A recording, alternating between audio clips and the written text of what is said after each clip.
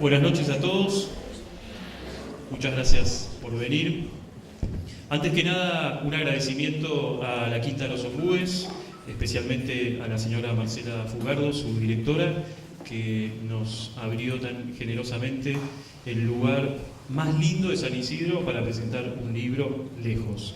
Y gracias también, por supuesto, a su equipo de trabajo, a la señora Emma, al sonidista, muchas gracias. Como Paola va a presentar a María y María va a presentar su libro, alguien tiene que presentar al presentador, de manera tal que me tengo que presentar a mí mismo. Soy Alejandro Tlupakis, licenciado en Letras, soy miembro del equipo directivo del Colegio San Juan el Precursor, vecino de esta casa, y en el tiempo que me dejan, mis tareas como profesor, como directivo, como padre de una niña de 9 años, de Sofía, me dedico a asesorar a autores que tienen, como María, el sueño de convertir un manuscrito en un libro publicado. Y hablamos hace un ratito con María del fenómeno de la sincronicidad. Vieron que hay libros escritos sobre este tema, que es básicamente aquellas coincidencias que nos generan asombro, esas casualidades que parecen portar un significado, un mensaje cuando uno las percibe. Esta mañana precisamente estaba en una casa de retiros en Villa de Mayo con el Colegio San Juan, con el último año, y me había pedido que diera una charla sobre vocación y proyecto de vida. Precisamente el día en que me invitó María a presentar este trabajo suyo, que es precisamente testimonio de su vocación profunda y además del giro que le dio a su profesión en una etapa ya avanzada de su trayectoria, a pesar de su juventud, por supuesto. Eso siempre hay que aclararlo cuando uno se refiere a la edad de una mujer. Este libro empezó como un punto de quiebre en su profesión. De alguna manera expresa al comienzo del libro lo que fue su camino a Damasco, ese encuentro que ella tuvo con una misión que se dio precisamente en un camino, se dio en un viaje al sur que compartió con su familia, y un llamado. No fue un llamado divino, un llamado sobrenatural, fue un llamado de teléfono y bastante perentorio de una persona que estaba pasando por una crisis familiar y que necesitaba ayuda. Pero detrás de ese llamado resonó ese otro llamado más profundo que María venía escuchando en relación con su profesión.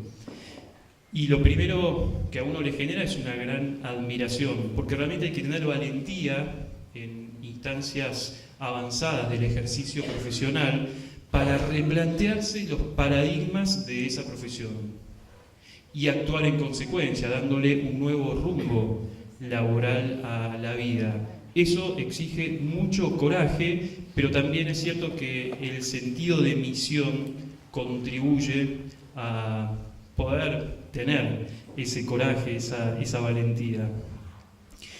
Paola se va a referir con su elocuencia y su serenidad habitual. Vieron que Paola es muy serena, muy aplacada. No todos piensan lo mismo. Al contenido filosófico del libro, de manera tal que en mi caso simplemente voy a mencionar 3, diría, méritos literarios de esta obra. El primer mérito es la fuerza argumentativa. Creo que Paola fue la prologuista ideal, con su vehemencia, con su énfasis, porque es un libro que expresa mucha pasión, es un libro apasionado y por momentos realmente, bueno, agradecía no estar en los zapatos de Marcelo, precisamente al ser el marido de una mujer tan vehemente, tan apasionada, que por otra parte concretó este proyecto con una fuerza y una determinación notables. En segundo lugar, las historias reales que este libro incluye, que están contadas con ciertos recursos propios de la ficción, que las vuelve sumamente interesantes, más allá de su contenido humano, pero son interesantes por cómo están contadas, la vividez de ciertos detalles significativos, el reconstruir con muy buen oído los diálogos clave en esas historias, inclusive hasta la destreza literaria para presentar una historia en la primera parte del libro, dejarte con la intriga a lo largo de toda la obra y después no se olvida de darle un cierre, de contar ese desenlace. Por eso a mí lo que más me ilusionaría en algún momento es contar con María en mi taller de escritura, porque realmente tiene pasta de escritora de ficción, más allá de que ha demostrado tener pasta de escritora de ensayos. Es un libro que en mi caso la verdad fue muy placentero supervisar, porque realmente no lo tuve que corregir. Es un libro que llegó a mí muy bien escrito, porque además tiene muy buena prosa. Y por otra parte, para escribir bien hay que pensar bien, para escribir con claridad hay que haber pensado con claridad. Bueno, y esa claridad está en la mirada que ella tiene sobre el tema. Y el tercer mérito, que es algo que disfruté mucho, algunos momentos de verdadera inspiración literaria. Hay algunas frases que te hacen detenerte para disfrutar del modo en que la frase misma está escrita, por sus connotaciones, por su riqueza, por el uso de algún recurso literario también. El tiempo es un límite inadmisible en un amor sin límites. El tiempo es un límite inadmisible en un amor sin límites. Por darles un ejemplo de estos pasajes que les mencionaba. Y también para mí fue muy satisfactorio acompañar a María porque muchas personas me comentan que tienen el proyecto que María concretó. Uy, sí, yo tendría que escribir un libro, me dicen, sobre mi carrera, lo que he trabajado, bueno, la forma en que yo llevo adelante mis proyectos, pero siempre queda en el deseo, siempre queda en, bueno, algún día. En el caso de María lo concretó, y lo concretó en un libro que es un compendio de todos sus saberes teóricos y prácticos en materia de asesoramiento familiar, asesoramiento a matrimonios en crisis, y que a la vez es un legado. Por eso creo que es muy interesante esto de decidirte a escribir finalmente ese libro que tenés pendiente, también por el bien que ese libro le puede hacer a las personas que accedan a él. Por mi parte, entonces, y antes de presentar a Paola, felicitaciones, María, por la publicación de este libro y agradecerte muchísimo que me hayas permitido participar, más que de un proyecto editorial, de una misión. Muchas gracias.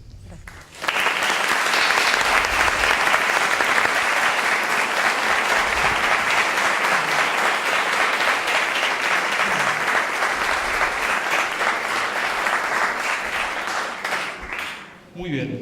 La serena, apacible Paola del Bosco es doctora en filosofía por la Universidad La Sapienza de Roma, es profesora en la Universidad Austral, es profesora en el IAE Business School, además es miembro de número de la Academia Nacional de Educación y escribió el prólogo de este libro que tiene un valor en sí mismo. Yo en general, la verdad, te soy sincero, Paola, me salteo los prólogos. Porque mi ansiedad lectora voy directo al texto. Al grano. Voy directo al grano. En este caso es el prólogo ideal para el libro que María hoy presenta en sociedad. Te escuchamos, Paola. Bueno, muchas gracias. ¿Esto va? Bueno, muchísimas gracias. Muy emocionante presentar el libro de María por muchísimas razones. Primero porque nos volvimos a encontrar después de haber compartido 2 años, creo que fueron, ¿no? en el colegio, es decir, yo como profesora se darán cuenta, y ella creyó que yo no me acordaba de ella. En cambio, sinceramente sí me acordaba mucho porque fueron años difíciles y alumnas atentas, inteligentes, sensibles, no sobraban. Nos hemos encontrado después con ella ya adulta, madre ya de sus 4 chicos, vuelta de Estados Unidos, con un montón de proyectos e inclusive de cuestionamientos, porque empezaba una vida nueva de nuevo en su país, pero con un proceso anterior que significaba en el fondo una gran transformación de todo lo que habían sido, pero al mismo tiempo no mucha claridad de lo que podían ser, los 2 como matrimonio y los 6 como familia. Yo no creo haberle dado ningún consejo, simplemente sí estuve cerca, creo que estuve cerca, me daba cuenta de que ella necesitaba un cierto apuntalamiento sobre su capacidad, su capacitación. Pienso que la vida siempre es una instancia de capacitación, uno tiene que transitarla también en ese sentido. Hay muchas cosas que no tienen título, membrete o diploma, pero que son instancias de capacitación sin duda alguna. Y bueno, tus años en Estados Unidos fueron años de organización familiar, además de maternidad intensa. Bien, fue un lindo reencuentro y yo vi una transformación en los años siguientes a ese primer encuentro en el IADE. Vi cómo María se afirmaba en su profesión y se afirmaba como mujer, como madre, imagino como esposa, hasta que de repente hubo un cambio. Ella me empezó a decir que se daba cuenta que en su profesión como abogada de familia llegaba tarde, llegaba con la cuestión ya rota, con una relación rajada, con mucho dolor, probablemente de los 2 lados. Un abogado siempre toma una de las partes, pero la sensibilidad de María no le impedía ver que siempre había otra historia complementaria a la que ella escuchaba. Y esto fue poco a poco erosionando la seguridad de que eso fuera realmente su camino. No que no lo hiciera bien, estoy segura que lo hacías bien. Además lo dice, porque se compenetraba, no era una cosa simplemente burocrática de oficina, sino que era meterse dentro de las historias con el desgaste que significa hacerse cargo de gente que sufre. Yo creo que es más fácil estar con gente que se ríe que con gente que tiene un tema doloroso, que además aparece en cada palabra, ¿no? Bueno, entonces este libro es hijo de una transformación profesional y personal de María. Y yo creo que es también un acceso, un modo de, ¿cómo se dice?, de aportarle al mundo muy, muy necesario en el momento actual, muy necesario. Creo que siempre ha sido necesario. Yo no pienso que todo tiempo pasado fue mejor, tampoco pienso que los matrimonios de antes eran mejores. Yo pensando como era el de mi abuela y de mi abuelo, francamente, sí creo que se querían, todo eso, pero la verdad que yo nunca hubiera intercambiado lo que vivimos ahora, lo que viven ustedes más jóvenes, con lo que me parecía que era una estructura institucional muy sólida, pero no siempre rellena de la autenticidad de sentimientos y de la capacidad de compartir, digamos, tan a fondo como creo que se hace ahora. En todo caso, esto es lo que nosotros vivimos hoy. Por otra parte, como señala María en su texto, sobre todo al comienzo, también vivimos un clima de gran individualismo, hay como una exaltación de la persona, mucha gente dice yo tengo derecho a esto, hasta se hace una especie de una confusión entre lo que uno desea y lo que tiene derecho a tener, ¿no? Es realmente una especie de cacofonía cultural, que el deseo se transforme en derecho. Y esto hace menos propicios los tiempos, o por lo menos los parámetros culturales, para que las personas se animen a formar buenas familias, para que entiendan que en el amor hay algo más. Entonces acá viene la buena noticia. El libro de María es un libro de amor. Lo dice ella, y yo creo que lo subrayo plenamente. Es un libro de amor, es un libro que habla de las etapas del amor, que habla de los claros oscuros, de los picos y valles, como dicen algunos, de la vida amorosa de una persona, pero también es un libro lleno de esperanza. Por otra parte, si no hay esperanza, nadie se mueve. Entonces, como también dice que el amor es un movimiento, en su definición filosófica, entonces entendemos que este movimiento se da porque el amor es una experiencia positiva, pero además es la promesa de una felicidad mayor. Yo llevo 42, casi 43 años de casada y te quiero decir que es verdad. Es verdad. Hay pelea de los primeros tiempos que desaparecen por completo. Por ejemplo, ella dice en un punto de su libro que en el amor hay como un fuerte movimiento que hace que salgamos de nosotros mismos.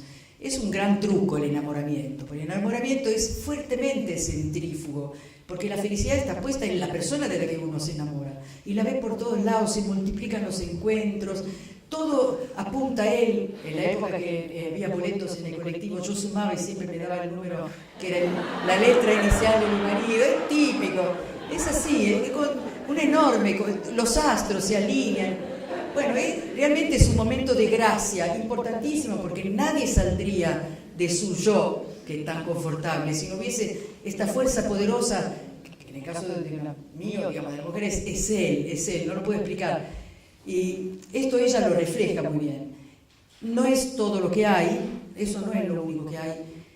Es necesario para encontrarse con la otra persona, es ese primer movimiento en donde uno reconoce en el otro que él es la clave de la felicidad. Pero la madurez del amor se da cuando yo entiendo que yo tengo lo que a él lo va a hacer feliz y lo va a hacer pleno. Es decir, los antiguos hablaban de amor de concupiscencia, deseo tenerlo para mí, y amor de benevolencia. Yo le voy a dar esto, yo lo voy a hacer feliz. Me acuerdo de una amiga, que por suerte no veo en el público porque me pondría colorada como un tomate, que cuando conoció a su marido, que por otra parte es muy buen mozo, dijo, este chico es para mí. Pero además añadió, y yo soy para él. Es decir, que ella se vio capaz de hacerlo feliz, vio en ella misma, maravilloso, una gran autoestima, pero también como un gesto de generosidad. Yo puedo darle, ¿no? Me parece estupendo, y creo que los dos aspectos forman parte del amor. María dice también que en este movimiento de ir hacia el otro, de entrega y de deseo de completarlo, perfeccionarlo, alegrarlo, también hay renuncias. Entonces me hizo pensar, ¿yo a qué renuncié? A mí me encanta bailar y a mi marido no. Fin, es el fin de la renuncia. Y fue dura, y sí, fue dura, pero digamos, bailar no lo es todo, lo sé, me doy cuenta, pero alguna vez, en todo caso, sí, qué sé yo, los casamientos de los hijos no es tan importante, ¿no? Uno recorta partes y dice, bueno, finalmente, qué sé yo, hay como un amoldarse. Después dice que pasa con los perros, que se empiezan a parecer a sus amos. Creo que marido y mujer algunas costumbres comunes empiezan a tener y empezamos a ser más parecidos, ¿no? Nos gustan cosas, empezamos a entender que la renuncia eran como peldaños de un acercamiento que después florece en un tipo de amor que es, no lo sabía que era para siempre, pero como que ya está dando frutos y que muestra que las rispideces, estoy haciendo mucho ruido, ¿qué hago? Me alejo, ¿no? Escucho como golpes. Cuando dije rispideces, sobre todo. Me parece que era... Acompaña el claro, sonido. totalmente. Era efectos especiales para subrayar. Eso se va como alisando y creo que crece, esto te lo digo le digo a la gente joven, crece la paciencia. Uno entiende que algunas cosas hay que dejarlas pasar. Bien. Primero, es un libro de amor, así que le leo primero 2 definiciones del amor. Van a ver que voy a sufrir un poco porque mi impresora decidió imprimir chiquito y cortarme alguna letra. Le dije que imprimiera de nuevo, no hubo caso. Se retomó y me dijo, no, se tildó. El libro tiene 7 capítulos, tiene una introducción y una conclusión. Hay capítulos que son introductorios y otros que son el desarrollo de un modelo de análisis de las distintas etapas de los momentos de dificultad dentro del matrimonio. Pero después hay una serie de elementos positivos que son el camino de salida, unos consejos prácticos y una conclusión que, como ha sido anticipado, también cierra el cuento, la narración con la que empieza el texto. Entonces, escribo esta línea, dice María, convencida de que lo que voy a intentar transmitir a través de ellas es, por un lado, el resultado de la teoría que yo misma elaboré a partir de mucha pasión en el estudio del tema, de mucho material leído y aprendido, pero además y por sobre todo surge de lo que vivo, debe decir de lo que viví acá, ¿no? No importa. Vivo y elijo cada día seguir viviendo. Entonces, es teoría, la arma ella, pero además tiene una convicción profunda sin la cual esto no hubiera salido. Es ese elemento de la pasión. La pasión significa no te distrae más nada, sino que te concentras en aquello que te apasiona. Entonces, podríamos decir, ¿qué la apasiona? Que el amor siempre es posible. Eso es el foco de su pasión. El amor es posible. Yo te voy a alejar los obstáculos, te voy a mostrar cómo reconocerlos, te voy a dar herramientas para superarlos, pero te aseguro que el amor es posible. Y ella vio en la gente, los primeros clientes, que quizás tenían nostalgia. Sí, se llaman clientes, ¿no? Sí. Los de antes se llaman clientes. Sí. Bueno, en fin, clientes. Que ellos en el fondo sentían nostalgia de lo que habían perdido, una nostalgia de algo bueno que podría haber durado, ¿no? Y eso creo que es una pista para decir. Entonces, si alguien te hubiera ayudado, no lo hubieras perdido. Esto es un poco el tema que a ella la mueve a escribir. Empieza, por supuesto, es un libro de amor, así que hay 2 definiciones del amor. Una del comienzo y una que la entre cerca de más abajo. El amor es un movimiento de la voluntad hacia lo bueno para uno mismo. Me atrae, amo lo que me hace bien, lo bueno, lo que me hace bien a mí. El amor de mi vida, cuidarlo, atesorarlo, quererlo, ayudarlo a ser feliz, saber que él quiere mi felicidad. Es lo que da sentido a mi vida, es mi motivación, mi movimiento. Y lo resignifica todo. Es una declaración de amor, acá lo tengo al objetivo, al amor de su vida. Una vez escuché decir que un sacerdote decía durante un matrimonio, decía, ahora vos serás responsable de que él sea feliz. Y también le dijo por suerte a él, y vos serás responsable de que ella sea feliz. Porque justamente yo creo que una distorsión cultural es que uno espera su propia gratificación y está menos dispuesto a dar y no sabe cuánto más te planifica el bien que producís. Eso no lo sabe. Una buena metáfora es cómo nos divierten los cumpleaños que le preparamos a otro y cómo nos tornan, cansan, etcétera, etcétera, y decepciona cuando intentamos festejar nuestro propio cumpleaños. Ahí tienen la prueba, ¿eh? Qué alegría y las cosas secretas y la sorpresa que se nos ocurre para otra persona. Pero entonces, eso es un poco lo que indica, ¿no? Que nuestra felicidad viene más por lo que podemos dar que por lo que tratamos de aferrar para nosotros. Más adelante dice, toda esta obra gira en torno del amor, el amor de entrega total, el verdadero amor conyugal, que doy por supuesto. Y si no se lo han planteado así, los aliento a que lo hagan. Y es para mí la herramienta más poderosa con la que cuentan los miembros de una pareja en la hora de encarar cualquier empresa que tenga que ver con su vínculo. Es un libro sobre el amor y es un libro que nos enseña cómo cuidarlo y, dice ella en algún punto, cómo alimentarlo. Un amor que necesita crecer porque es algo vivo, ¿no? Como es un movimiento, entonces no es una cosa estática, sino al revés. Vive dentro de nosotros, a través de nosotros, y necesita los momentos propicios y las actitudes propicias para crecer. Porque si no se estanca y bueno, uno después de repente lo mira y se da cuenta que no ha crecido. ¿Cuál es su motivación? Dice, en la mayoría de las personas que yo trataba de ayudar en la situación que le tocaba vivir, veía a alguien que no había tenido la oportunidad de evitar llegar hasta ese punto, de elaborar genuinamente un camino que lo llevara en otra dirección, a individuos, a personas con una historia personal, con una infancia, con una carga enorme que como todos llevamos consigo al matrimonio. Matrimonio al que llegaron ilusionados que iba a ser un proyecto para toda la vida.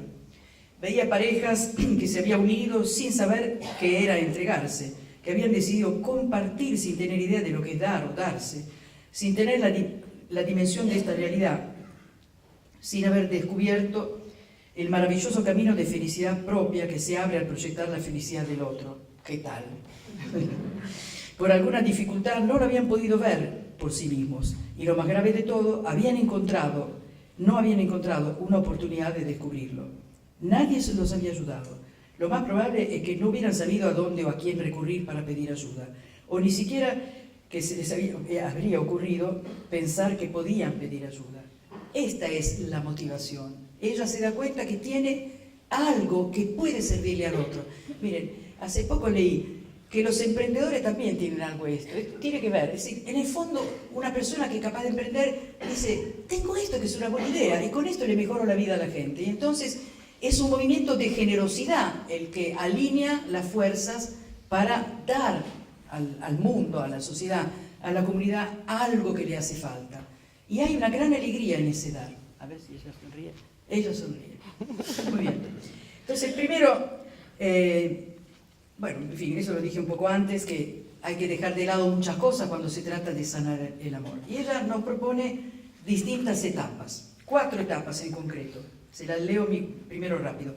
La primera etapa, pasiva, un dejar pasar. La segunda, de belicosidad siempre permanente. Otra, la tercera, el desgaste. Y la última, finalmente, el conflicto, digamos, la aceptación de la ruptura planteada como solución. Yo puse unas palabras clave. La primera etapa, las razones son el exceso de seguridad. Esto me pareció realmente muy interesante. Uno lo tiene seguro, ya me casé, ¿qué tengo que hacer? Yo me acuerdo de un psiquiatra amigo que decía, te hace bien pensar, la puedo perder, como una especie de no sé, subtítulo, ¿no? Ella es mi mujer o él es mi marido y lo puedo perder de mil maneras, ¿no? Pero pensar eso es decir, no es que lo tengo asegurado, está atado con una cadena, sino que tengo que hacer algo para que esto que nos une siga siendo auténtico, sano, vivo, un lazo vital entre los dos. Si yo me apoyo en esta especie de seguridad, ya está hecho, ya hicimos el casamiento, la fiesta y todo lo que corresponde, ya está, no tengo que hacer nada más. Esto tapa la necesidad de crecimiento. Primera dificultad. Segunda dificultad, bueno, acá están tus chicos, lo digo. Sí. La llegada de los hijos, que implica Ya una saben. gran alegría. Pero déjame que le pongo de pie la cosa. Una gran alegría, la máxima alegría, la más extraordinaria experiencia que le puede tocar a una mujer y a un varón. Pensar que, no sé, alguien que no existía nace por dos que se aman, hasta no tiene nombre, y vos le ponés un nombre, que esto para mí era la cosa más extraordinaria. Yo miraba a mi hija y digo, no se llama todavía, es impresionante. Nunca había conocido a nadie que no tuviera ya nombre, ¿no? Pero eso de dar el nombre como, es el signo de que esa vida pasó por nosotros. Todo esto es extraordinario, pero también te da vuelta a tu vida, te da vuelta. Ahora que recuperé mi vida de antes, ¿qué otra cosa? Perdón, estoy encantada. Y le digo esto a las mujeres jóvenes que están en plena crianza para que sepan que hay una vuelta y cuando te traen los nietos volvés a acordarte. Y lo bueno es que es por tiempo limitado, ¿no? Acotado. Es mucho trabajo. Yo el otro día me dejaron 8 nietos en casa. Entre 2 años y 11, había algunos repetidos. Había dos de 4, qué sé yo. Y cuando volví, se suponía que se iban a quedar a dormir. Cuando vinieron mi nuera y mis 2 nueras, me miraron y dijeron, Pablo, mejor que nos llevamos a casa. Después me contaron que yo tenía la cara destruida, porque es mucho trabajo. Me encantó, yo no me parecía estar tan cansada, pero se ve que mi cara es mucho trabajo. Entonces, chicos, quiero que sepan que ustedes crecieron, la edad que tienen, y arriba, cada centímetro que crecieron, hubo detrás mucho trabajo de padre y madre, mucho de madre, porque tenemos esa cercanía al embarazo, después el amamantamiento, los primeros años, una cercanía especial con los hijos, también la tienen los padres, pero en nosotros más marcado, y eso implica que solamente gocemos de pequeños recortes de tiempo. Y no solamente para nosotras, sino también para el marido, ¿no? Entonces, los hijos pueden ser un obturador, y como es tan importante lo que estamos haciendo, no permite ver. Entonces, quizás ahí haría un llamado ¿cómo se dice? Un pedido de ayuda a madres, abuelas, suegras y qué sé yo, suegros, padres, que también ayudemos a nuestros hijos en la etapa de criar a sus hijos, cada tanto a ventilarlos. El otro día le dije a uno de mis hijos, digo, ¿me puedes traer? Ya cuando cumplen 10 años de casado tienen derecho a un viaje con dejada de niños. Entonces dijo, bueno, voy a hacer 2 y 2, como tiene 4 va a repartir. Pero quiero decir, a ustedes los ayuda cada tanto poder mirarse a la cara. Una de mis hijas, que acaba de tener su 5º, una noche le dijimos con mi marido, ¿quieren ir a cenar? Dale, bueno, se salieron a cenar. ¿Cómo te fue? Mamá, la primera media hora no hablamos. No podíamos creer que no teníamos que decir, sentate, parate, no te salgas. Miramos como sorprendidos, después sí, finalmente se soltaron una hora, porque era como un reencuentro, pero insólito, ¿no?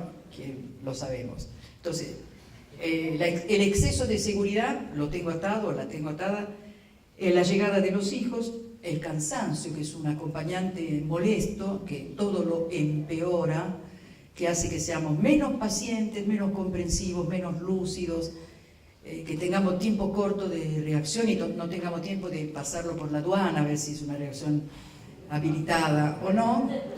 Y finalmente también el apuro, las cosas por hacer, hay que dar, hay que entregar, entonces, o la salida a los colegios, que es siempre caótica y siempre parece como antes de un bombardeo.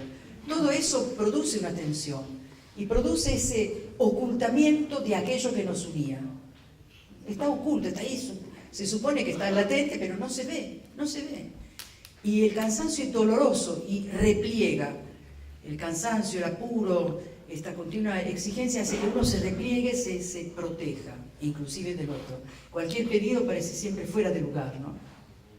Por eso ahí subentra la segunda etapa. Esta primera pasan cosas que no nos gustan y bueno, estamos en continua actividad y no se puede hacer nada. Segunda etapa es la que empieza a ver eso que dije, rispideces, ¿no? Algo que no nos gusta, cada tanto lo miramos y parece un extraño, hace cosas distintas a lo que nosotros conocíamos de antes.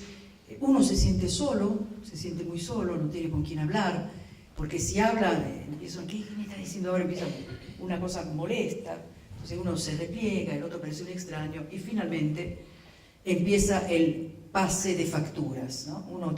Las mujeres tenemos una memoria pormenorizada. Yo me acuerdo perfecto, era jueves, porque vos venía de allí y estabas sentado allá, tenías el pullover amarillo, me acuerdo, pero el marido no se acuerda nada, y ya le produce un fastidio tremendo porque sabe que cuando empieza con esa retahíla de detalles minuciosos, con horarios, qué sé yo, ¿cómo se dice? Lugar geográfico exacto, viene algo que es molesto, sin salida.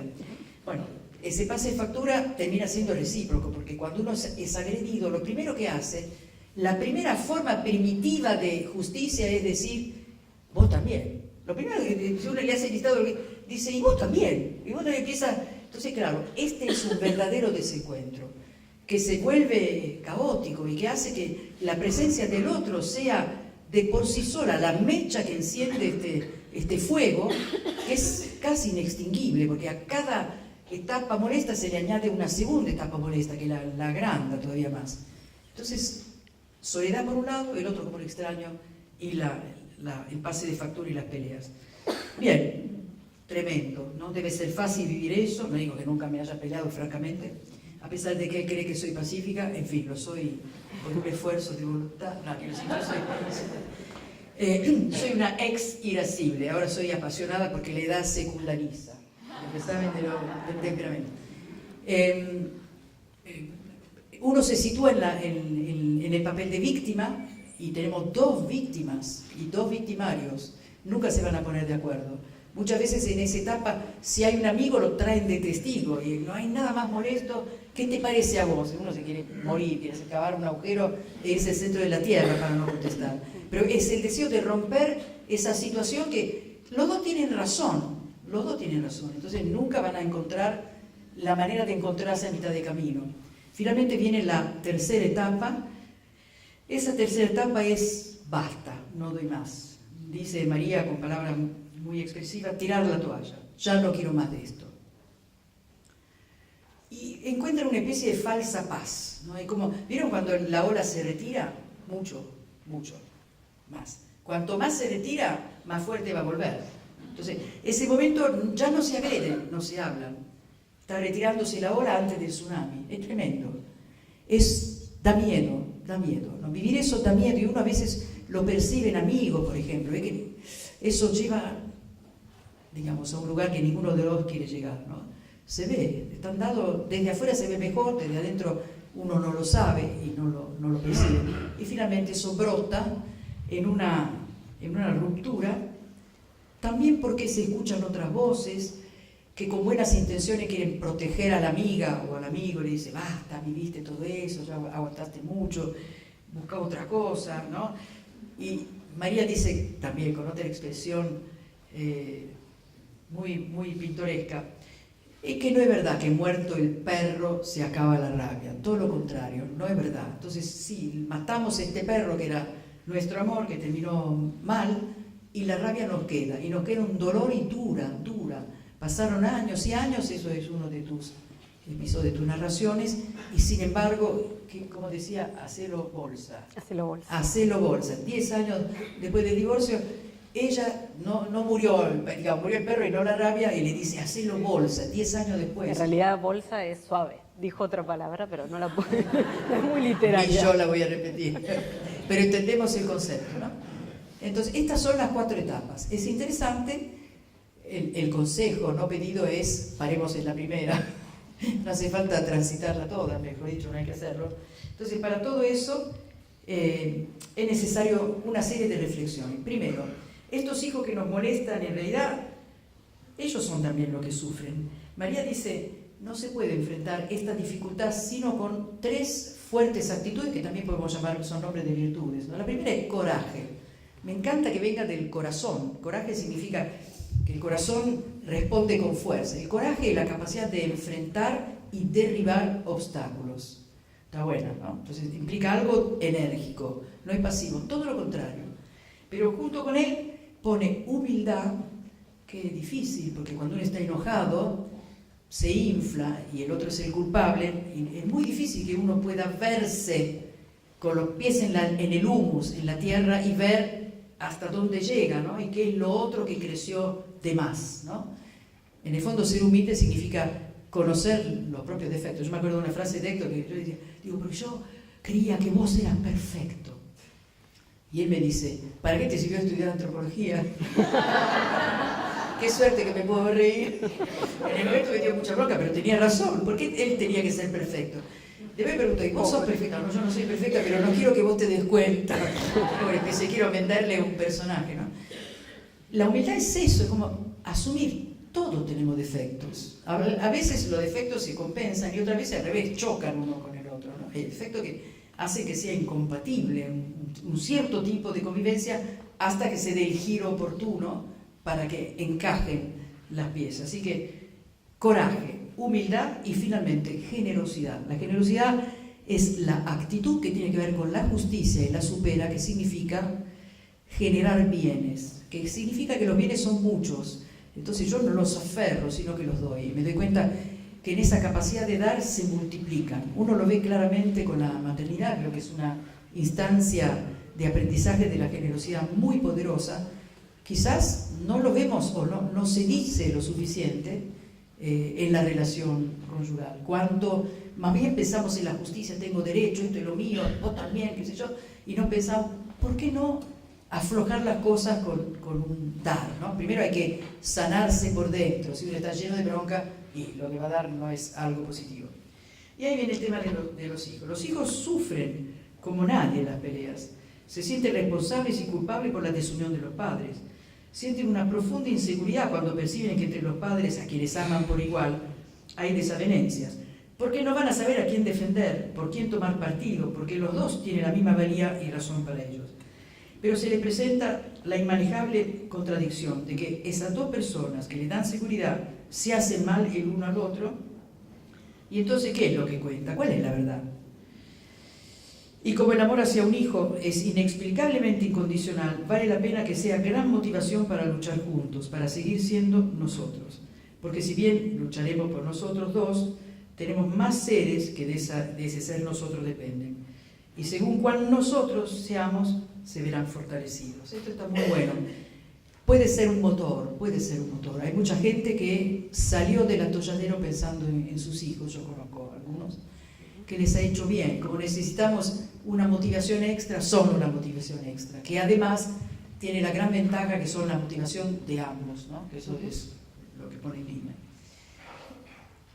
Entonces, María dice, hay que reflexionar sobre qué es el amor, si no, no entenderemos las herramientas. Acá le leo otro párrafo que dice, en el proceso del amor uno busca convertirse en el bien del otro. Este es el amor generoso de benevolencia, ¿no? El amor crece tanto que hace que una persona salga de sí misma, que no le alcance con el bienestar que el ser amado le produce, y que uno busque ser uno mismo el bien para el otro. Cuando dos seres se aman, llegan a un punto de madurez del amor, cuando no alcanza con sentir lo que el otro me hace sentir, sino profundamente surge la necesidad de convertirse en el bien para el otro. Porque además,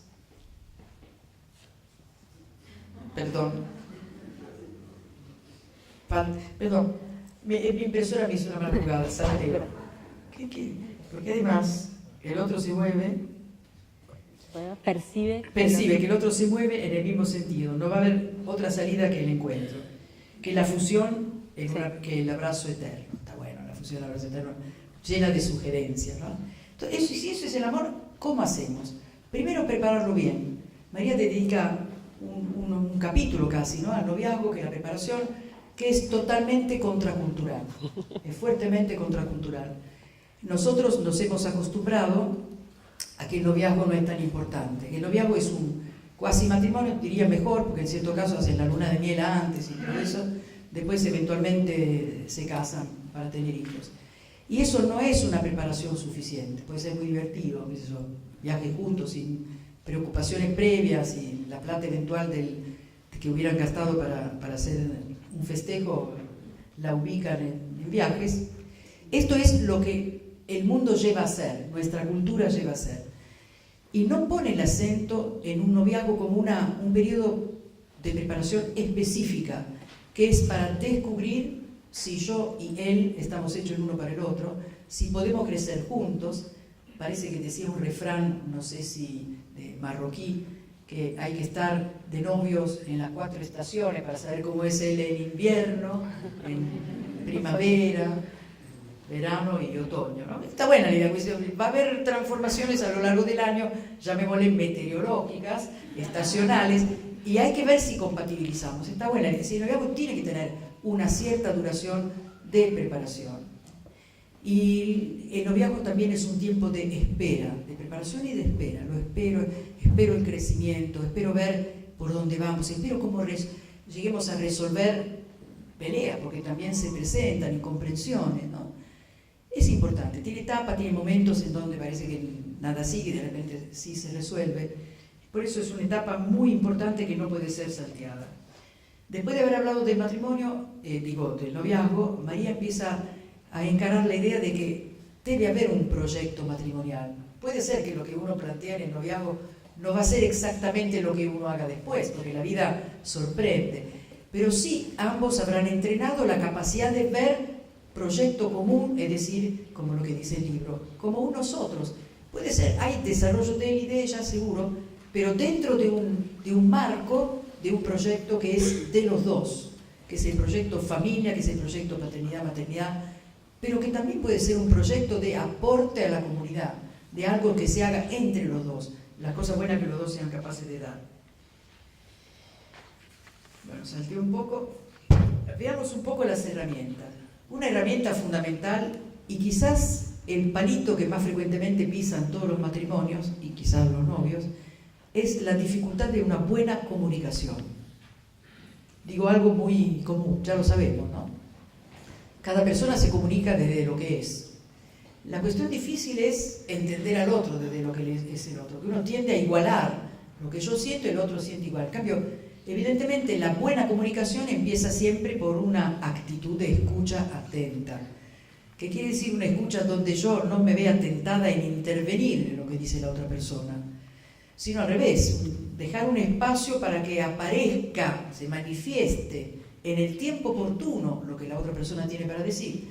Y hay gente que tarda más en decir que yo, por lo menos. Eso tuve que aprender, que si hacía una pregunta tenía que callarme un tiempo cuádruple respecto al que yo creía suficiente para que mi marido respondiera.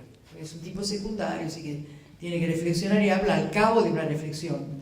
Se ve que yo no. De hecho, siempre la pregunta es, vos, cuando decidimos casarte, ¿qué hiciste? Lo primero que se te ocurrió, pensaste algo. Bueno, no lo sé, no hemos llegado a ninguna conclusión. Entonces, la escucha atenta es una escucha que tiene en cuenta el tiempo del otro y, como sugiere María también, sus espacios existenciales, es decir, el lugar desde donde me habla. No lo tengo que evadir, no tengo derecho a colonizarlo. Eso es un lugar propio, así como yo también necesito que me reconozcan mi lugar. Y una vez que se reconocen esos lugares, habrá menos lugar para la pelea, porque a veces uno se mete y juzga desde su espacio existencial al del otro, y se mete a resolver problemas que tienen que surgir del otro lado de otra manera. Así que eso es una herramienta para tener en cuenta. Yo estoy haciendo una síntesis demasiado apretada, porque esto es simplemente, como se dice, la cata del libro, no el libro, no reemplaza la lectura atenta del libro. Bien, entonces, un aspecto de la herramienta, además de esto de la escucha atenta y del espacio existencial del otro, también es el reconocimiento. Es un gran suavizante de las relaciones interpersonales. Y no estamos tan acostumbrados a hacerlo. Damos por obvio, por ejemplo, creo que el ejemplo que das vos es qué rica la comida, ¿no? O qué bien que estás. Los maridos escasean un poco en eso de te queda bien. ¿Le dijiste que le queda bien? Leyó el libro. Hoy todo. ¿No leyó el libro? Bueno, lo hizo espontáneamente, mejor. Entonces, el reconocimiento significa, en el fondo, no sé cómo decir, llamémosle feedback, porque se usa esta expresión, de lo que el otro tiene de positivo. Hay que decirlo, qué bien. Falta, ¿no? unas palabras de aprecio por las cosas que el otro hace. Hay personas que se expresan, como mi marido, a través de pequeños servicios, cosas, interruptores que de nuevo prenden, cable que no cuelgan más, es un bricoleur, pero de primera, No hay encima le digo, si tienen alguna persiana rota, no hay aspecto de la persiana que no haya arreglado, nada, ni el multiplicador, la cinta, los ganchitos, todo. Y él necesita que le diga, dice, ¿no viste que no gotea más? Ah, es verdad, pero uno lo toma como una cosa natural, ¿no? Y ese reconocimiento también es un aprendizaje, porque es un aprendizaje de dos cosas, de atención y gratitud. Y no hay relación plena con el otro si no es sobre la base de esos dos aspectos. Así que van ya 3 consejos, ¿no? Y brotan en eso que vos llamaste diálogo, ¿no? Diálogo conyugal, que necesita tiempos propios, probablemente lugares propios, y también expresiones propias. Una de las técnicas es eso que se llama el mensaje yo, donde en vez de decir, che, vos siempre me frustrás, hay que decir, me siento frustrada cuando decís eso, porque eso es inobjetable lo que yo siento. Y por otra parte, yo no estiro lo que siento a la causalidad que está siempre fuera de mí. Y hace poco leí un libro que nada que ver con esto, pero que dice que muchas veces cuando uno expulsa por afuera lo malo es porque no resolvió su conflicto interior. Y eso es una forma de inmadurez. Es el niño, el narcisismo del niño, que lo que no controla lo proyecta hacia afuera, los malos, el cuco, etc. ¿no? Cuando lo hace un adulto no funciona muy bien. Entonces, ojo, el tema del mensaje yo evita que uno le aplique al otro la causalidad de lo que le sucede. Esto es otro mensaje. Bien, para no estirar, me olvidé de mirar la hora. ¿Quién es el dueño del...? Vos. Soy yo, perfecto. No, yo basta, no quiero leer más esto porque encima que están todos corriendo para el costado y me hace hacer un esfuerzo descomunal. Le quiero decir una cosa. A mí me impactó del libro de María que se oía su voz. Es decir, que un libro que te hablaba en vez de leerlo, ¿no? Es una voz fuerte, con argumentos, que te quiere persuadir de lo que te está diciendo y que, como es un libro de amor, te quiere persuadir que el amor es posible, que ella lo vive intensamente, que no ha sido todo liso, que ha tenido las batallas que tenía que tener, pero que también hay un montón de oportunidades para que esas batallas sean vencidas. Y el resultado es todo lo contrario de lo que sucede con los jueguitos, que cuando uno pasa al siguiente nivel es más difícil. En el amor, en el matrimonial es todo lo contrario, uno pasa y el siguiente es mejor, porque se apoya sobre lo que ya sabés que podés hacer con él o con ella, y entonces en el fondo relativizás esos momentos de desencuentro, porque te apoyás en esa certeza de que él, ella, los dos se quieren, los dos se juegan el uno para el otro, y los dos se han entregado la vida, y se han entregado la vida para vivirla juntos, y ponen hacia afuera esta esperanza de seguir viviendo juntos y construir, sabiendo que también le regalamos a nuestros hijos algo a lo que tienen derecho a saber que nos queremos. Es un derecho extraordinario, y hasta diría, hasta las personas que no pudieron llevar adelante su matrimonio deberían poder garantizarles a sus hijos que siguen queriendo a la mamá, al papá, porque los hijos necesitan tremendamente crecer en este terreno sano para poder llegar a su adultez con equilibrio y con seguridad. Así que gracias María, creo que es un gran aporte, te agradezco muchísimo de parte de toda la comunidad y de todos los matrimonios. Gracias María. Habla, toma agua y habla. Te doy mi agua.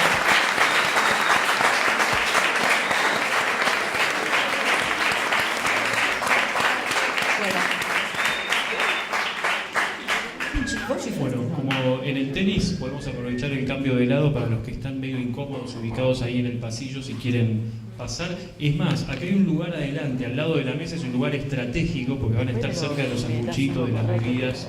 Si quieren ubicarse ahora, así pueden ver a María y a Paola mejor. Me queda simplemente presentar a María mencionando sus títulos. Es un poco frustrante para mí como hincha de Racing porque tiene más títulos que Racing, de hecho, lo tengo que hacer. Ella es abogada por la Universidad Católica Argentina, es profesora en Ciencias Jurídicas por la Universidad del Salvador, además es magíster en matrimonio y familia en la Universidad de Navarra, España. Durante años ejerció como abogada, tal como ya lo comentamos, y en un momento dado decidió colgar el título. Actualmente trabaja como asesora, como orientadora de familias y de matrimonios, y lo más importante, casada con Marcelo y mamá de Lucas, Clarita, Mateo y Olivia. Después de las palabras de María vamos a dar lugar para que hagan algunas preguntas, algunos comentarios, y también para que lo tengan presente hay una mesa allá a mi izquierda donde está el libro para quienes quieran acceder a él, y después María se va a quedar acá en la mesa firmando ejemplares. María, te escuchamos. Gracias. Uy, ¿se escucha ahí? Bueno, bueno, después de la presentación de Paola y de Alejandro me queda bastante poco que hablar sobre el libro. Además quiero que lo lean. Y ¿está bien ahí?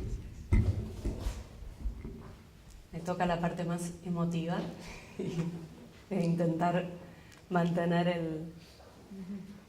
la calma. Bueno, voy a empezar por agradecimientos, agradecer de alguna manera a todos los que de alguna manera hicieron posible este libro, que es un logro enorme para mí. Se lo ve chiquitito al lado de lo enorme que es para mí. Se parece más a Albana. La gigantografía lo representa más. Bueno, directamente, obviamente, a Alejandro le quiero agradecer muchísimo su asesoramiento, su tiempo, su lectura súper profesional, que a mí me sirvió y me aportó muchísimo, porque bueno, fue la primera persona que lo leyó de manera profesional y crítica, así que fue como un empujón enorme. Además, él fue la puerta que se abrió para que pudiera hacer la presentación acá, que no sé por qué, siempre soñé, yo soy muy romántica obviamente, por eso escribí el libro, y antes de terminar de escribir el libro yo ya soñaba con este evento y soñaba con hacerlo acá. Me encanta este lugar. Y él, la primera vez que nos juntamos, lo hizo así. Yo tuve un contacto para el Museo de Carvarela, no sé si te interesará, no puedo creerlo.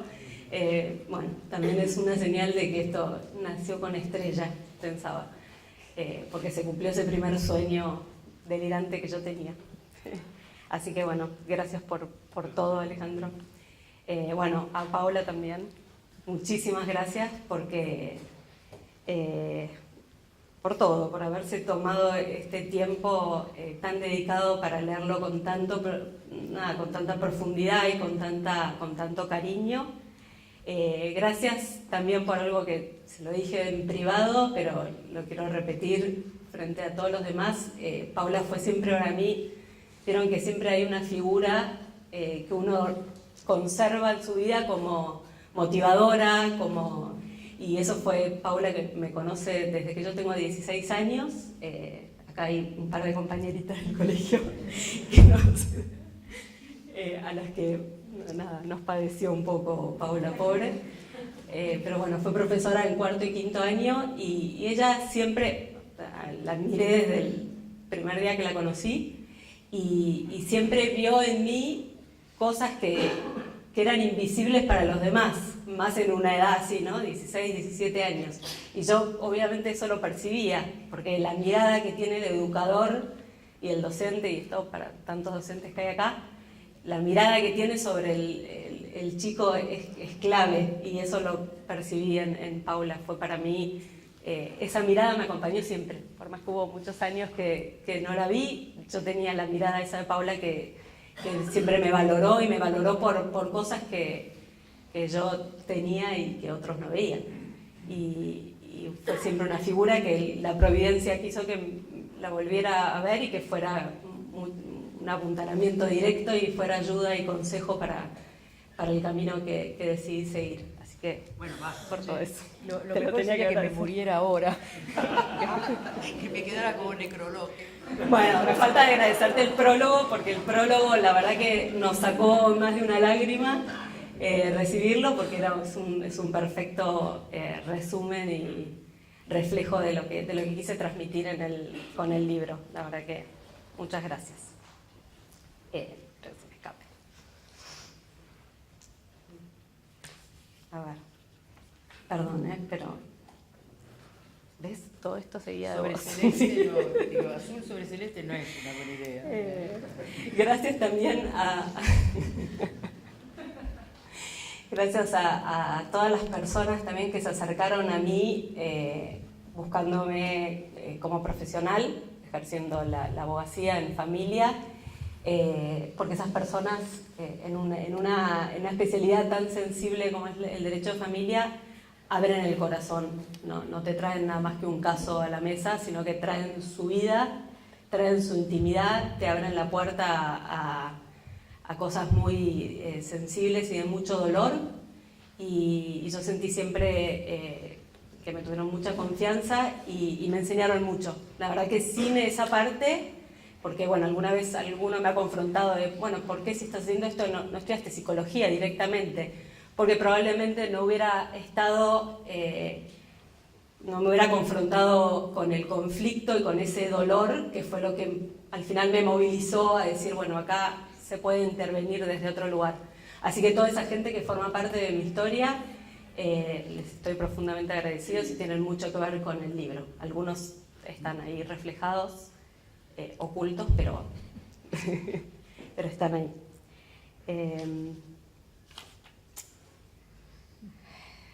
También les quiero agradecer a Sembrar Valores, que están acá Mac y las chicas que escriben, la revista Sembrar Valores en Familia, por haberme dado un espacio donde yo poder explayarme y volcar y dar a conocer esto que tanto me apasiona y me mueve. Así que muchísimas gracias. Han sido también un fuerte... un pasito en esto de escribir y de darme a conocer y animarme a soltar la pluma. Bueno, gracias a todos también los que se interesan en lo que escribo, en los talleres. Acá hay gente también que participó en talleres que di, que es algo, es lindísimo ver cómo les sirven estas herramientas de comunicación y para mejorar y todo. Como todo suma y todo, no sé, todo ayuda a mejorar la vida familiar y la vida conyugal, y es lindísimo recibir ese feedback. Así que muchísimas gracias. Gracias a mi querido Domus Patris, que es mi grupo de federación de Schenstadt y de toda federación de Schenstadt, todos los que están acá.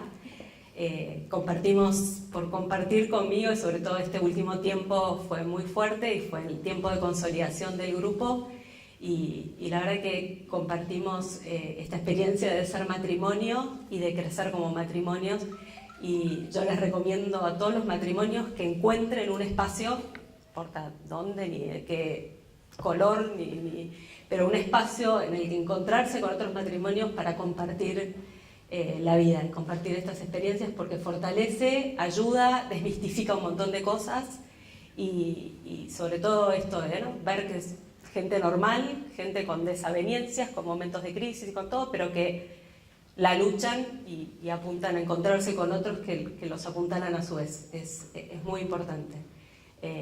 A nosotros nos ayudó mucho, nos ayuda mucho.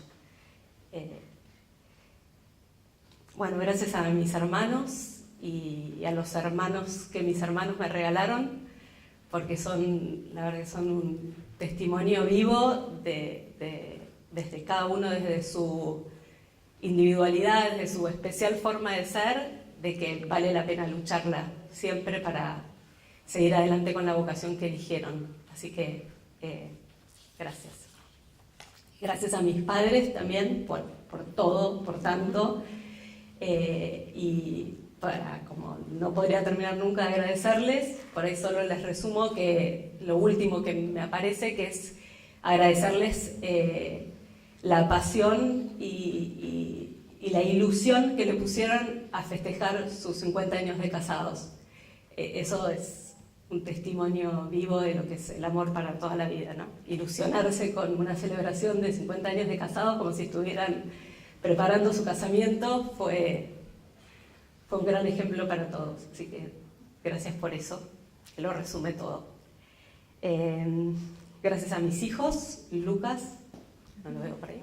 Ahí está. Ahí está. Lucas, Clarita, Mateo y Oli.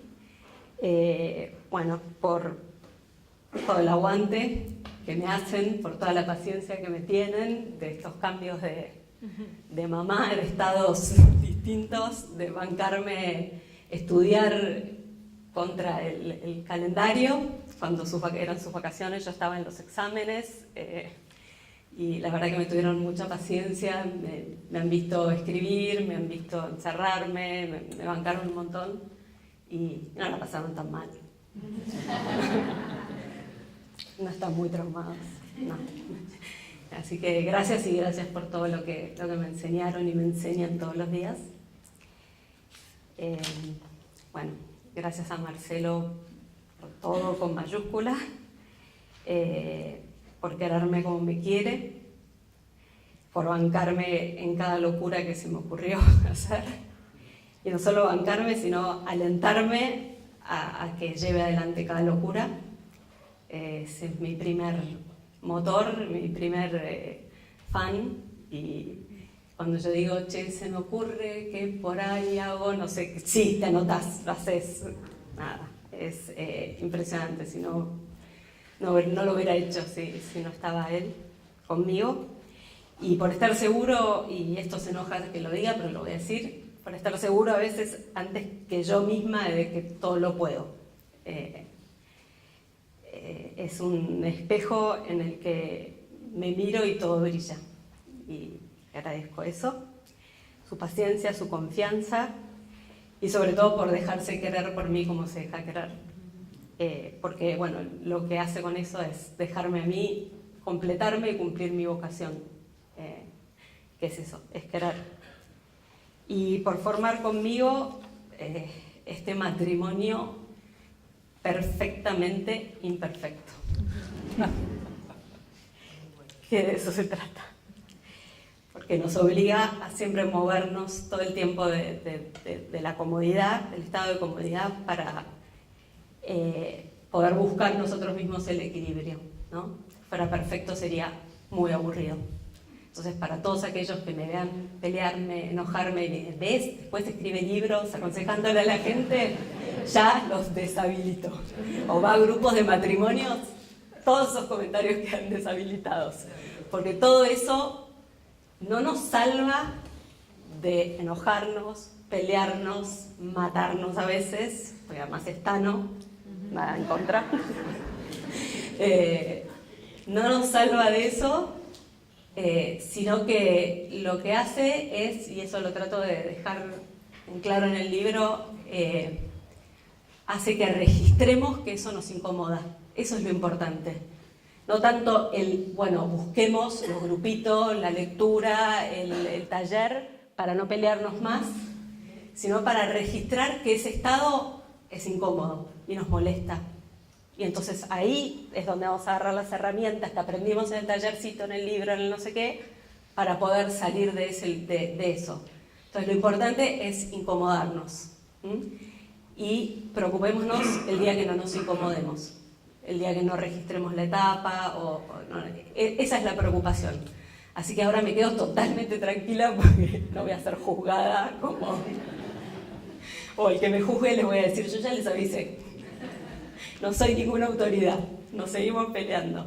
Pero bueno, sí, es verdad que me surgió un regalo que le hice, que fue un cuadro que no pinté yo, sino que se lo encargó una pintora, la hija de Mariuki, a raíz de algo que yo le escribí a Marcelo, y dije, le tengo que escribir.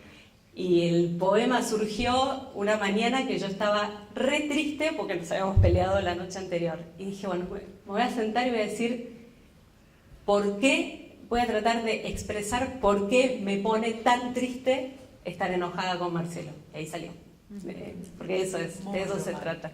Muy romántico. Lo leyó Paula. Sí, lo leí, yo me leí hasta los tuetas.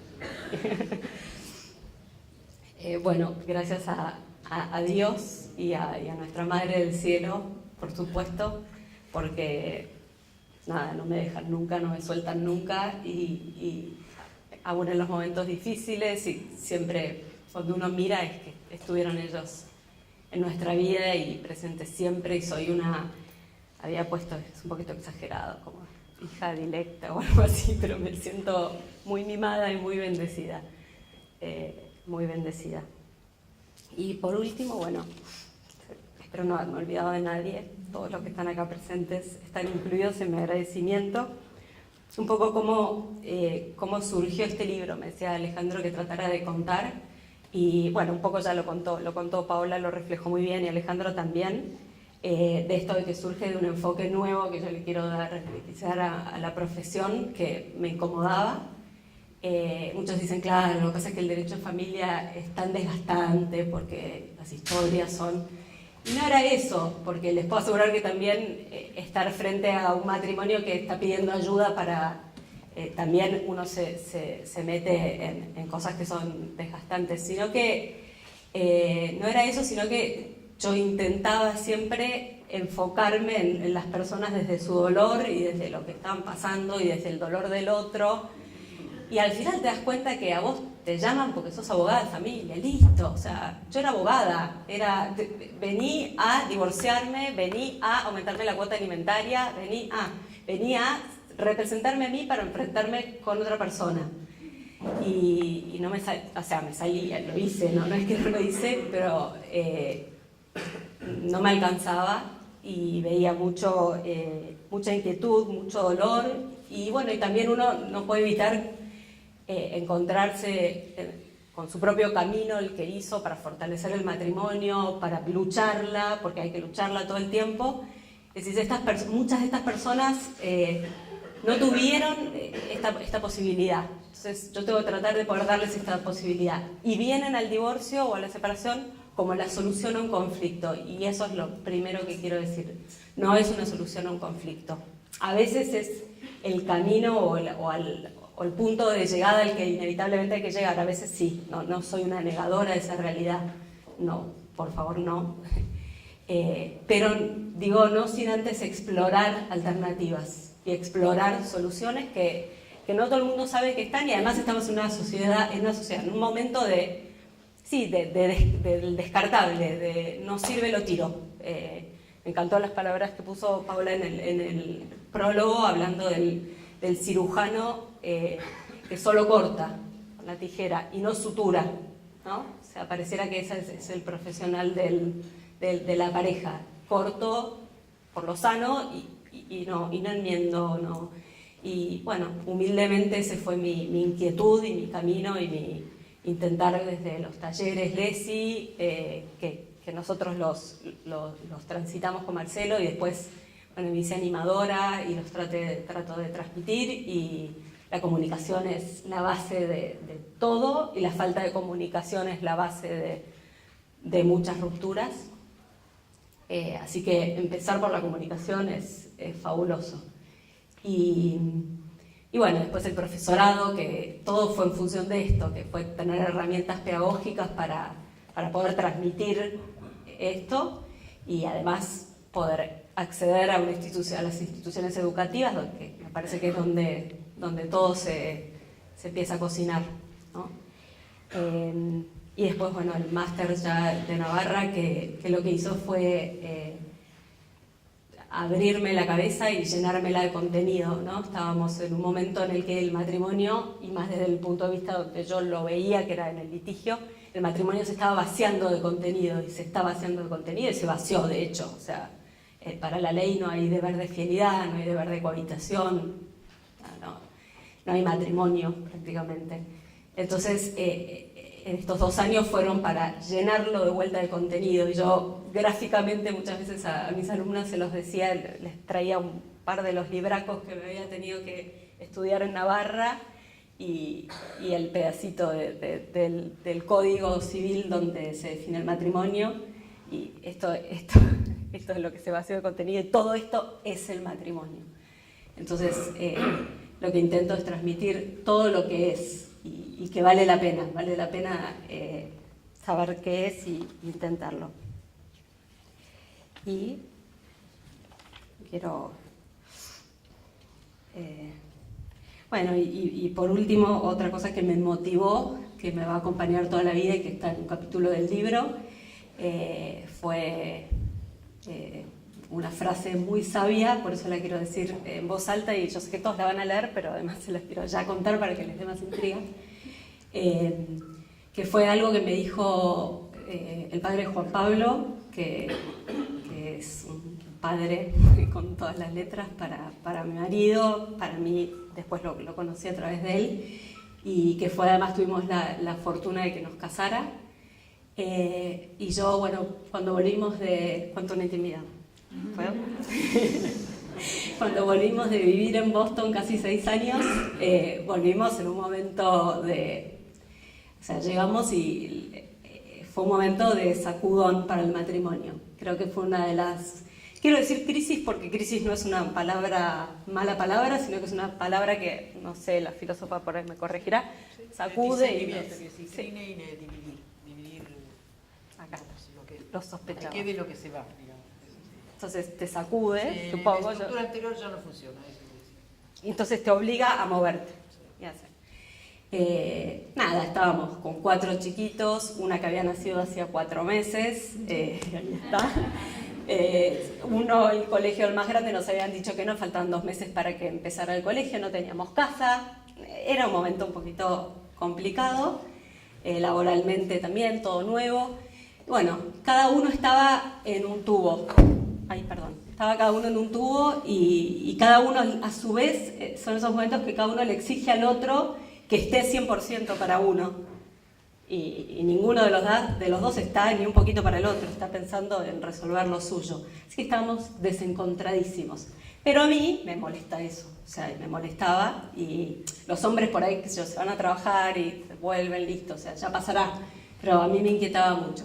Y lo llamé al padre Juan Pablo, que por una de esas cosas de la providencia estaba en Buenos Aires, porque él viajaba en ese momento, estaba en Alemania viviendo, así que, y estaba y me recibió.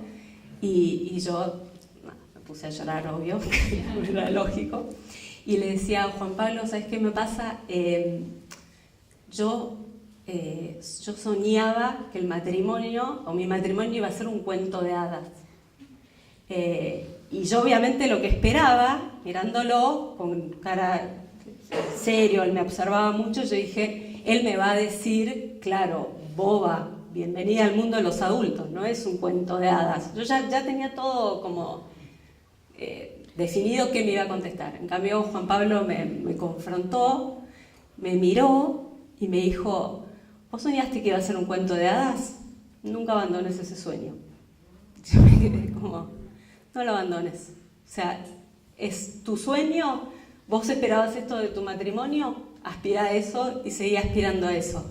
Dije, chao. O sea, me movilizó de una manera que pocas frases tan simples me movilizan, sobre todo por lo que yo esperaba, ¿no? Y además después la pensé mucho a la frase, ¿no? Es esto del destino, de uno espera que las cosas se den, y si no se dan es responsabilidad, culpa de que no se den, es culpa del otro, es culpa y qué mala suerte tuve. De esta manera él me estaba diciendo, agarrá vos las riendas del asunto, la responsabilidad es tuya y la que tiene que hacer el cuento de hadas sos vos. Entonces sentí esto de que la responsabilidad volvía a mí, y está buenísimo, porque entonces ya no hay más nada que esperar o que echarle la culpa, o es agarrar las riendas y decir, lo arreglo yo, punto. Y de esto se trata, el matrimonio, y eso me enseñó esa frase que obviamente se la transmití a Marcelo, aunque estábamos enojados y todo eso, igual, y fue revitalizante y no me abandona nunca, y la transmito todo el tiempo porque es así. Y por último, porque se me ocurrió hoy después de que ya haya hecho este bosquejo, ¿Qué otra cosa probablemente me movilizó para escribir este libro y para dedicarme a lo que me dedico? Hoy me acordé del año 82, se murieron mis dos abuelos, abuelos papás, digamos, el papá de mi papá, el papá de mi mamá.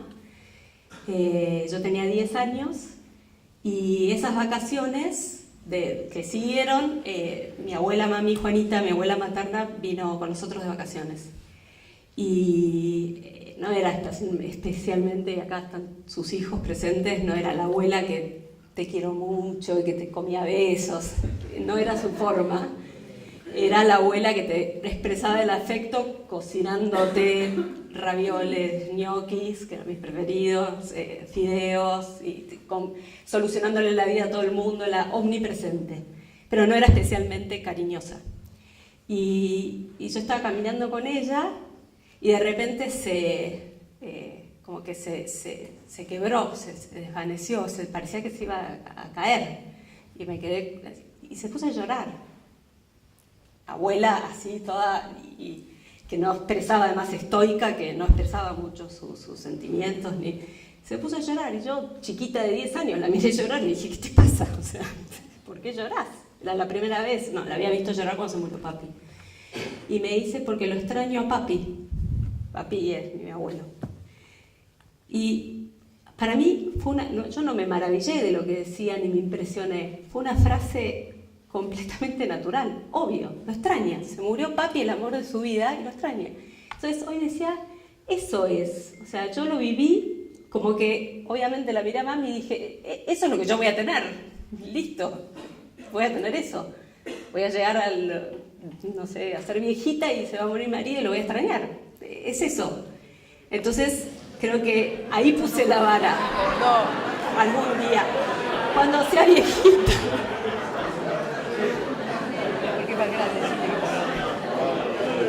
Es re poquito. Es mayor que ella. Además, siempre el ingeniero previsor me hincha con que tengo que prever para si se muere y todo eso. Así que... Pero bueno. Me sacaron el hilo romántico de...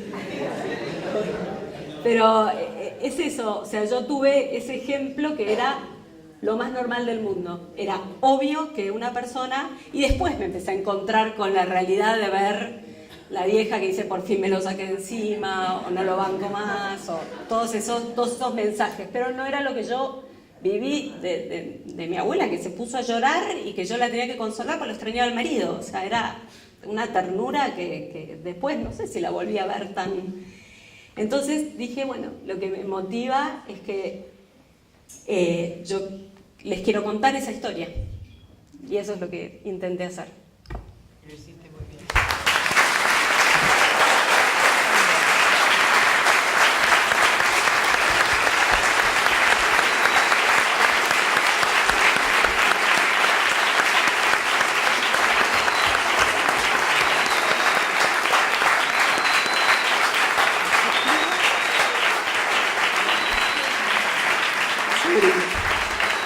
Se portaron muy bien. Bueno, María escribió esta frase que mencionamos al comienzo: el tiempo es un límite inadmisible en un amor sin límites, pero eso que vale para el amor no vale necesariamente para la presentación de un libro. Entonces el tiempo es un límite, nos pasamos un poco. María, si vos me autorizás, yo daría lugar ya al cierre y a la firma de ejemplares y que puedan acercarse a salvarte, sobre todo porque veo a los chicos con hambre. Lo hago por ustedes, chicos. Ahí hay sandwichitos, coca... Perfecto. Tenemos la mesa allá atrás con los libros y agradecerle muchísimo de nuevo a Marcela Fugardo y al equipo de la Quinta Los Ombúes que nos haya recibido, y gracias a todos ustedes por venir.